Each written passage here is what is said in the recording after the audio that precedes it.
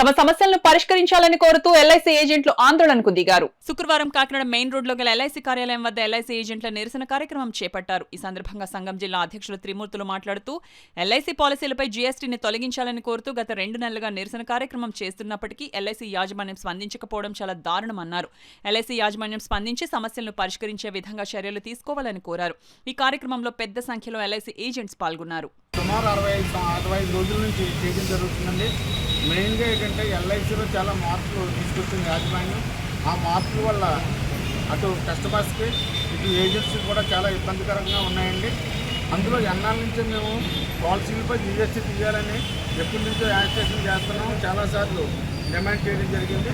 ఆ జీఎస్టీని అలాగే కొనసాగిస్తున్నారండి. మరియు పాలసీ లేట్ అయినట్లయితే ఆ లేట్ ఫీజు మీద కూడా జీఎస్టీ వేస్తున్నారండి. అది కూడా తొలగించాలని మేము డిమాండ్ చేస్తున్నాం. రీసెంట్గా వచ్చి కొన్ని పాలసీలని మార్పు చేయడం జరిగిందండి. ఆ మార్పు వల్ల క్లాబ్యాక్ అనే క్లాజ్ ఒకటి పెట్టడం జరిగింది. ఆ క్లాబ్యాక్ క్లాజ్ వల్ల ఏజెంట్లకు చాలా ఇబ్బందికరంగా తయారవుతుంది. కాబట్టి ఎల్ఐసి యాజమాన్యం ఇప్పటికన్నా సరే 65 రోజుల నుంచి మేము యాజిటేషన్ చేస్తున్నాం. కాబట్టి ఇమీడియట్గా స్పందించి ఈ సమస్యలన్నీ కూడా పరిష్కార మార్గంగా ఆలోచించి పరిష్కరించవలసిందిగా కోరి ప్రార్థిస్తున్నాను. Thank you.